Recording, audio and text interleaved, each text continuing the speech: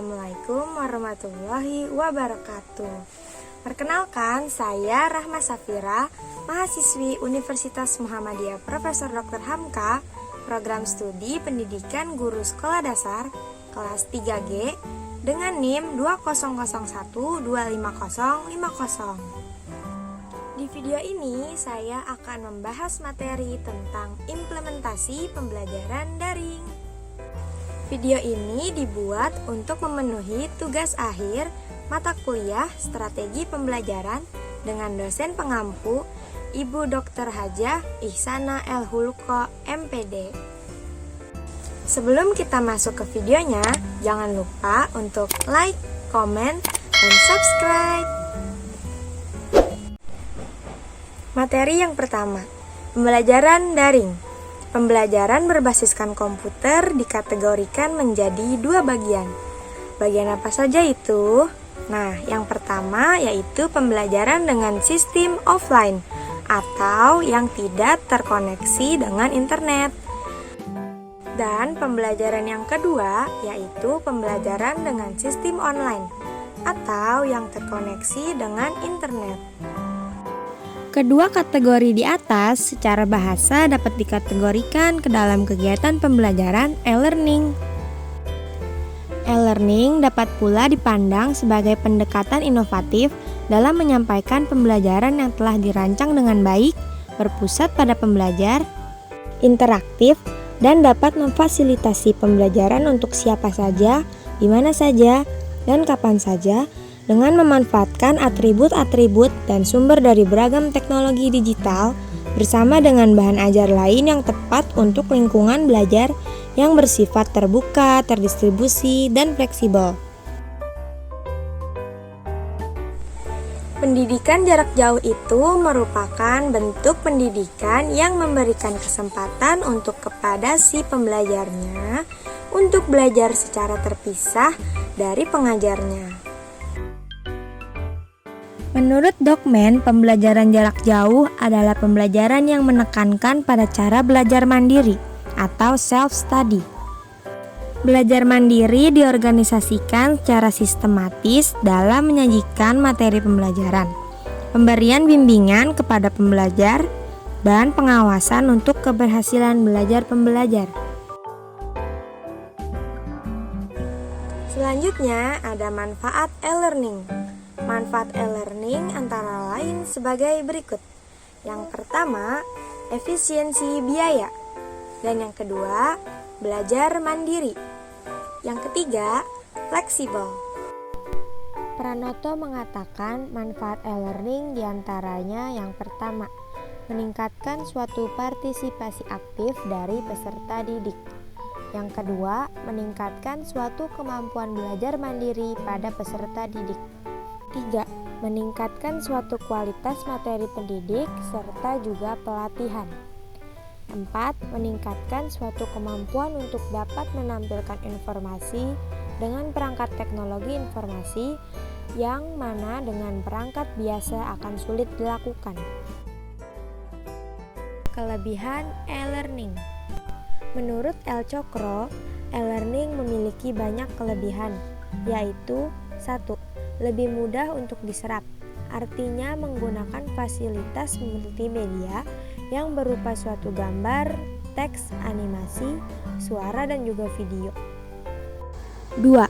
Jauh lebih efektif di dalam biaya, artinya tidak perlu instruktur, tidak perlu juga minimum audiensi, dapat di mana saja, dan lain sebagainya. 3. Jauh lebih ringkas, artinya tidak banyak mengandung formalitas kelas, langsung ke dalam suatu pokok bahasan, mata pelajaran yang sesuai kebutuhan. 4. Tersedia dalam 24 jam per hari, artinya penguasaan dalam materi tergantung pada semangat dan juga daya serap peserta didik. Bisa dimonitor, bisa diuji dengan e-test. Selanjutnya ada kekurangan dari e-learning. Menurut El Gavrilova, kekurangan e-learning adalah suatu pembelajaran dengan menggunakan model e-learning tersebut membutuhkan peralatan tambahan yang lebih, seperti contohnya komputer, monitor, keyboard, dan lain sebagainya. 1. Kurangnya suatu interaksi antara pengajar serta juga pelajar atau juga bahkan antar pelajar itu sendiri. Kekurangan yang kedua, kecenderungan tersebut dapat mengabaikan aspek akademik atau juga aspek sosial dan juga sebaliknya membuat tumbuhnya aspek bisnis atau juga komersial. Yang terakhir, proses belajar mengajar tersebut cenderung ke arah suatu pelatihan daripada pendidikan itu sendiri. Karakter e-learning. Karakter e-learning menurut Nur Salam antara lain 1. Menggunakan bahan ajar bersifat mandiri atau self-learning materials yang kemudian disimpan di dalam komputer sehingga dapat untuk diakses oleh dosen serta maha peserta didik kapan saja dan dimanapun. 2. Memanfaatkan suatu jadwal pembelajaran, kurikulum, hasil kemajuan belajar, serta hal-hal yang berkaitan dengan suatu administrasi pendidikan dapat dilihat di tiap-tiap komputer. Yang ketiga, memanfaatkan suatu jasa teknologi elektronik. 4. Memanfaatkan suatu keunggulan komputer atau digital media serta juga komputer network. Fungsi e-learning. E-learning memiliki 3 fungsi. Yang pertama, e-learning sebagai suplemen, dan yang kedua, e-learning sebagai komplement. Yang ketiga, e-learning berfungsi sebagai substitusi atau sebagai pengganti. Selanjutnya adalah tujuan e-learning. Tujuan e-learning adalah untuk meningkatkan daya serap dari para peserta didik atas materi yang diajarkan, meningkatkan partisipasi aktif dari peserta didik, meningkatkan kemampuan belajar mandiri, dan meningkatkan kualitas materi pembelajaran. Jenis-jenis e-learning.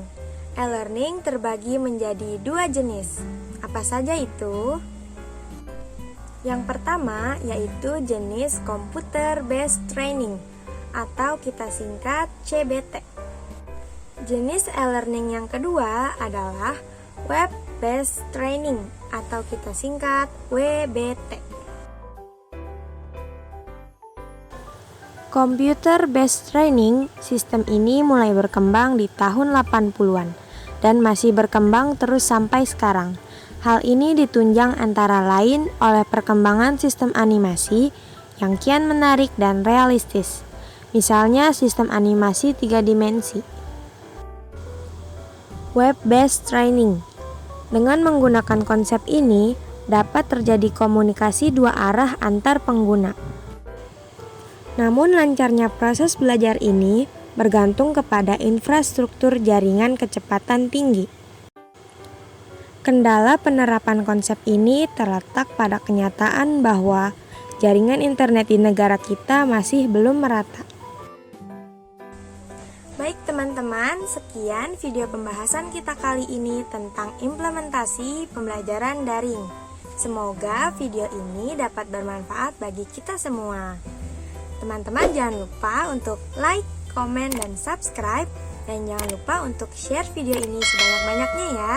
Assalamualaikum warahmatullahi wabarakatuh.